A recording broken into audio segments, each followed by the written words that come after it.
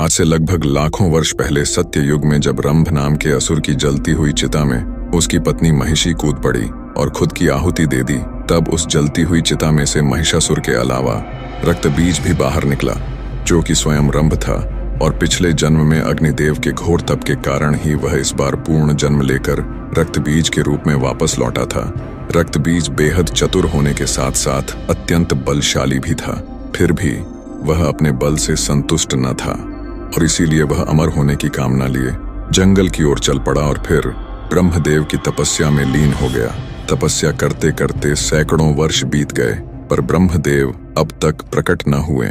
लेकिन रक्त बीज अपने तपस्या से तस से मस न हुआ। वह निरंतर ब्रह्मदेव को प्रसन्न करने के लिए अपने तपस्या में डूबा रहा और आखिर में ब्रह्मदेव को रक्त बीज के सम्मुख प्रकट होना ही पड़ा। जिसके बाद ब्रह्मदेव ने रक्त बीज को उसके गहरे तप से जगाकर अपना वरदान मांगने को कहा। फिर रक्त बीज ने ब्रह्मदेव को अपना अभिवादन देते हुए उनसे सीधा अमर होने का वरदान मांग लिया। जिसके बाद ब्रह्मदेव भी सोच में पड़ गए। काफी सोच विचार करने के बाद ब्रह्मदेव ने रक्त बीज को अमरता का वरदान देने से मना कर दिया, परंतु उन्होंने रक्त बीज को एक ऐसा वरदान दे दिया जो कि अमरता के वरदान से बिल्कुल भी कम न था। दरअसल इस वरदान के दौरान रक्त बीज के शरीर से निकले रक्त के हर बूंद के धरती के स्पर्श मात्र से ही और रक्त बीज पैदा होंगे और उनके भी रक्त के धरती के स्पर्श मात्र से और नए रक्त बीज पैदा होते ही रहेंगे, यानी कि रक्त बीज के पनपने की कोई सीमा न होगी। वरदान देने के बाद ब्रह्मदेव अंतर्धान हो गए, जिसके बाद रक्त बीज ठहाके लगाते हुए सीधा पाताल लोक के महिषी शासित क्षेत्र पहुंच गया। दरअसल पिछले जन्म में जब वह रंभ था तो उसे महिषी असुरों ने मिलकर समाप्त कर दिया था और अब इसी का बदला वह महिषी वंश से लेने के लिए वापस आकर उनके समक्ष खड़ा हो चुका था। और फिर रक्त बीज ने महिषी राज्य के अंदर मार काट मचाकर रख दी। उसने अकेले ही महिषियों के राजा समेत समस्त प्रमुख महिषी योद्धाओं को समाप्त कर दिया। फिर बाकी बचे और डरे हुए महिषी असुरों का स्वयं राजा बन बैठा और यह बात पूरे पाताल लोक में फैल गई, जिससे कि पाताल लोक के समस्त बड़े से बड़े असुर भी रक्त बीज के नाम मात्र से ही घबराने लगे। रक्त बीज पूरे पाताल लोक का शासक बन बैठा था।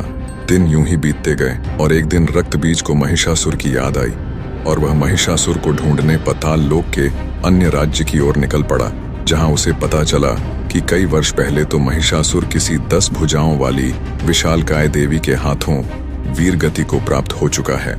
जिसके बाद यह सुनते ही रक्त बीज आग बबूला हो उठा और फिर वह देवी दुर्गा को पागलों की तरह जमीन से लेकर आसमान हर जगह ढूंढने निकल पड़ा, पर उसे देवी दुर्गा कहीं भी न मिली।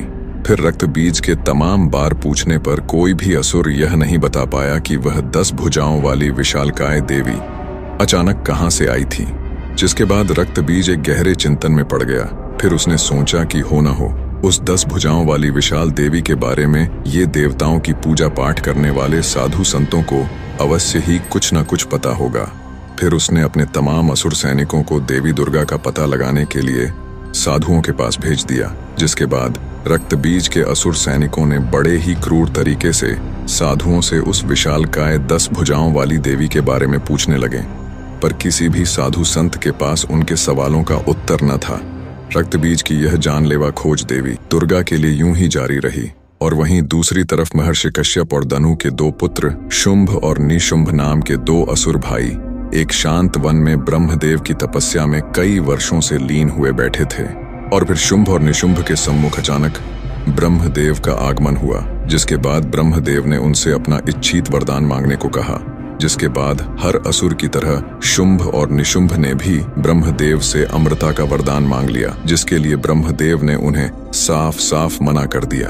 दरअसल शुंभ और निशुंभ दोनों भाई स्त्रियों के प्रति काफी आकर्षित थे और वे स्त्रियों को सिर्फ और सिर्फ संभोग की वस्तु मात्र ही मानते थे और इसीलिए ब्रह्मदेव ने इन 2 असुर भाइयों को लगभग महिषासुर जैसा ही वरदान दे दिया, जिसके दौरान शुंभ और निशुंभ का वध सिर्फ एक महाशक्तिशाली स्त्री के हाथों ही संभव था।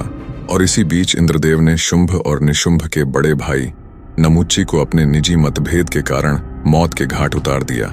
जिसके कुछ वर्षों के बाद जब शुंभ और निशुंभ पाताल लोक अपने राज्य में वापस लौटे और अपने बड़े भाई नमुच्ची के मौत की खबर सुनी तो उनके क्रोध का ठिकाना न रहा जिसके बाद उन्होंने स्वर्गलोक पे आक्रमण करने की ठान ली।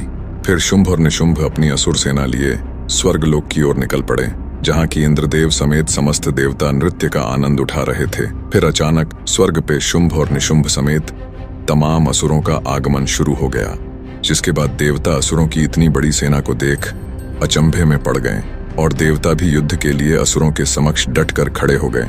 पर इससे पहले कि युद्ध का बिगुल बजता, निशुंभ ने अपना नियंत्रण खो दिया और अकेले ही इंद्रदेव के ऊपर टूट पड़ा, जिसके बाद इंद्रदेव और निशुंभ के बीच एक घमासान युद्ध प्रारंभ हो गया। दोनों एक दूसरे को बराबरी का टक्कर दे रहे थे। साथ ही देवताओं और शुंभ समेत असुरों की सेना अपने प्रतिद्वंदी के जीतने का इंतजार कर रहे थे। काफी समय तक शक्ति युद्ध और मल युद्ध चलते रहने के बाद इंद्रदेव ने आखिरकार निशुंभ को वहीं धूल चटा दी, जिसके बाद शुंभ और निशुंभ समेत पूरी असुर सेना का आत्मविश्वास युद्ध से पहले ही डगमगा गया।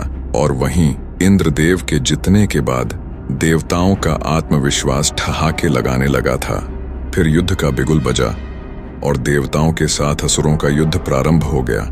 इस युद्ध में देवताओं ने खुलकर अपनी शक्तियों को शुंभ और निशुंभ समेत पूरे आसुरी सेना पे बरसाना शुरू कर दिया, जिसमें आसुरी सेना पूरी तरह घायल होने लगी।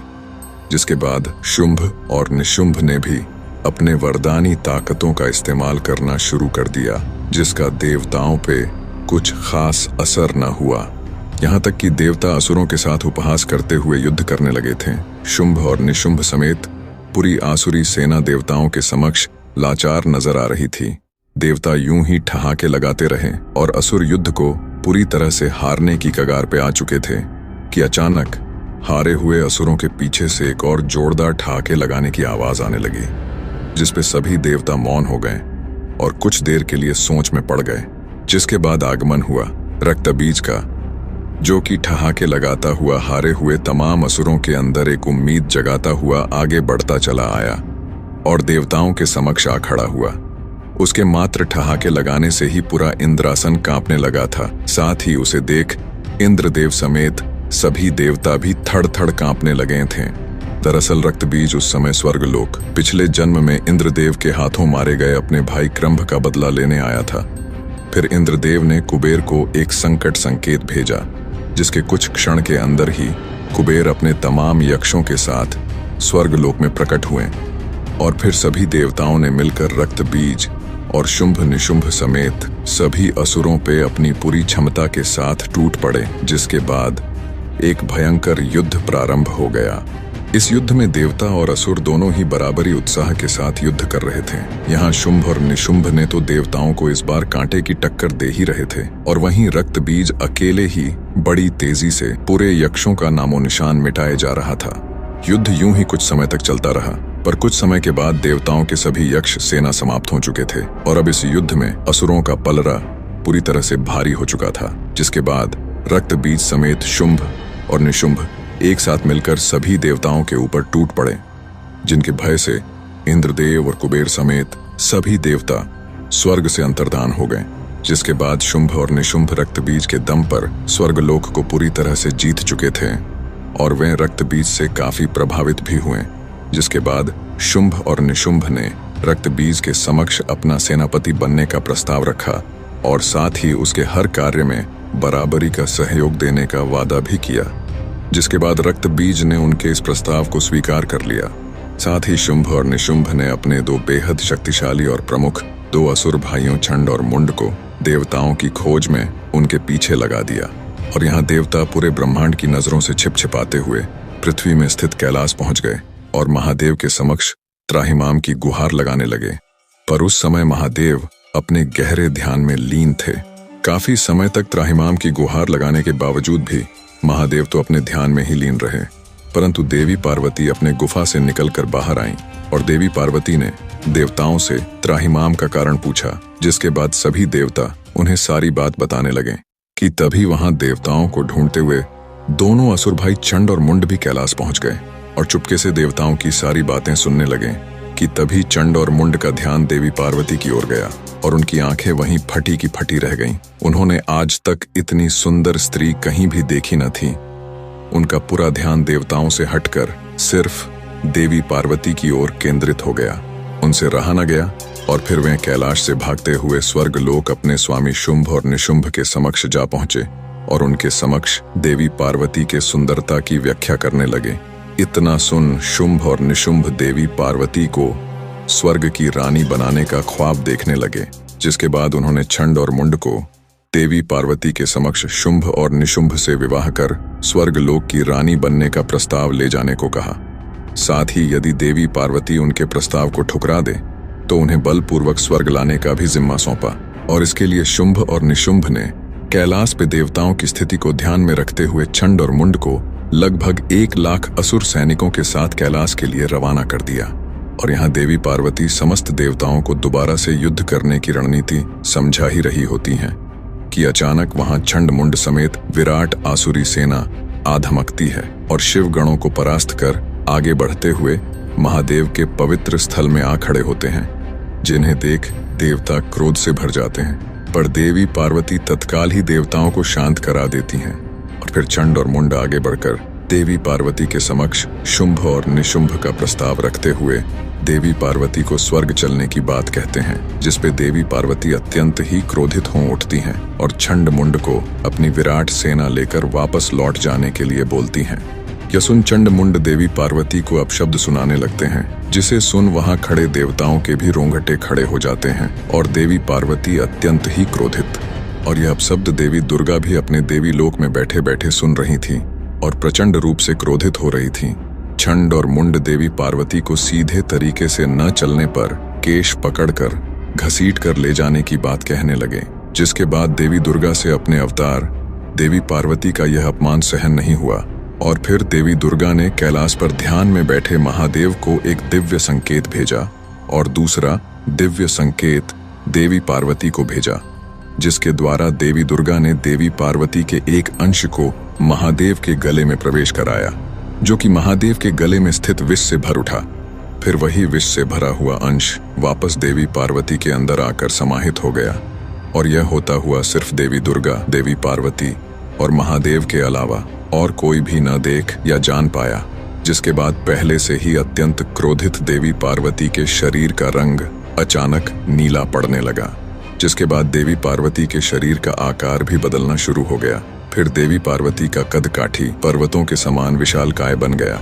फिर देवी पार्वती के इस काली रूप को देख छंड मुंड समेत पूरी आसुरी सेना थड़ थड़ कांपने लगी और देवता अचंभित मगर प्रसन्न हो उठे। जिसके बाद देवी काली ने एक जोरदार गर्जना भरी और उनके गर्जना मात्र से ही छंड मुंड समेत समस्त असुर सेना बहरे होने के साथ साथ हवा में झटके खाकर दूर जा गिरे। फिर देवी काली ने अपने दोनों हाथों में दिव्य तलवार प्रकट कर लाखों असुरों के ऊपर टूट पड़ी। देवी काली अपने दोनों तलवारों से तमाम असुरों का विनाश करने लगी। उस समय पूरे कैलाश समेत आसपास के तमाम पहाड़ी क्षेत्र देवी काली के गर्जना और पैरों के जमीन में रखने मात्र से ही थर्रा उठा था। जिसके बाद आखिर में छंड और मुंड दोनों ही देवी काली के आगे गिड़गिड़ाने लगे, पर प्रचंड क्रोधित देवी काली ने अपने तलवार के एक ही वार से छंड और मुंड का सिर धड़ से अलग कर दिया। इसी बीच कुछ बचे कूचे असुर बेहद भयभीत अवस्था में कैलाश से अपनी जान बचाकर भागते हुए स्वर्ग शुंभ और निशुंभ के पास चले आए और उन्हें सारी बात बताने लगे। जिसके बाद शुंभ और निशुंभ आश्चर्य में पड़ गए। फिर उन्होंने देवी पार्वती के सम्मुख खुद ही जाने की सोच ली, पर तब उन्हें ब्रह्मदेव का वो दिया हुआ वरदान याद आया, जिसमें उन्होंने शुंभ और निशुंभ को सिर्फ एक परम शक्तिशाली स्त्री के हाथों ही वध होने का वरदान दिया था। और देवी पार्वती के इस भयंकर और विकराल रूप की व्याख्या सुनकर उन्होंने खुद को वहीं रोक लिया।